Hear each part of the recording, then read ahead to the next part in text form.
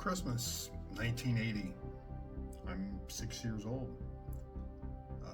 My parents, Santa Claus, got me an Atari 2600, and my love of video games would begin. Don't let this shirt fool you. If this is classically trained, I did some undergrad work. Hi, I'm Mark Sievert. This is my review of a documentary called Atari, Game Over.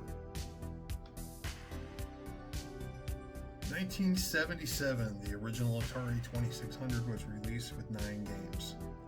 Very, very old school 9 games.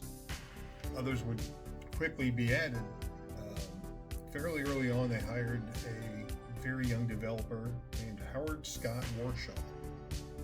Was with the company for about a week, and they asked him to make a version of a coin-operated spaceship game that was apparently was doing well at the time. He took a look at it and said, I don't really like that. Can I kind of do my own thing? They said, sure, why not? We're $1 million company already. That's million with an M for. But the game he ended up putting out was called Yar's Revenge. At the time, it was arguably the best video game of all time back then. Many years later, tragedy would strike. Now, back in the early 80s, a movie came out called E.T. the Extraterrestrial. Steven Spielberg, blockbuster hit, millions of dollars. Everybody knows what it is. Even today, people know what it is. They wanted a video game. Atari wanted to make that video game, so they contacted them, went back and forth with negotiations. They came up with a number, $22 million in the early 80s for the license to make E.T. the video game. Stipulations came with that. They had to be out by Christmas 1982, which would give Atari about 5 weeks, start to finish, to make a video game. And they called on Howard Scott Warshaw, who said, in his youth and exuberance, yes, I can do it. Now, E.T. the video game didn't fail because it was a bad game. It was actually a really good game. The problem is it was too complex for kids to play, especially at that time with 4-bit graphics. So sales were good, and then sales were bad, and then parents were returning the game, and Atari lost almost $500 million that year, the following year, 1983, which in the early 80s is a lot more money than it is today.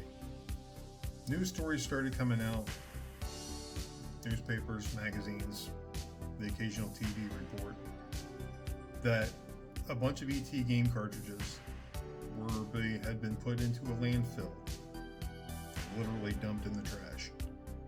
But for a long time, no one knew if that was true or not, until 2014, when some people around my age got curious and decided to look it up. So they went to Alamogordo, New Mexico, talked to the people at the trash dump, got approval from the city, started digging things up. Never guess what they found? The Atari Vault. When I say the Atari Vault, it wasn't actually the Atari Vault, it was more the Atari Tomb. Not just ET cartridges, but they found Defender, Centipede, lots of other games that were successful.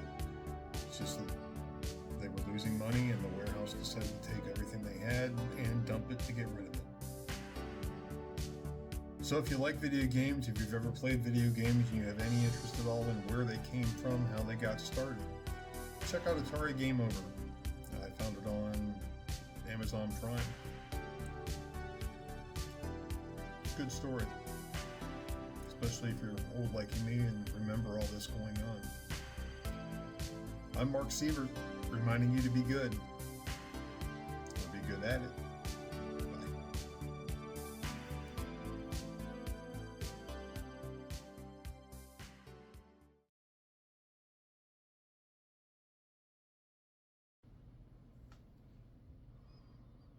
Is this thing on?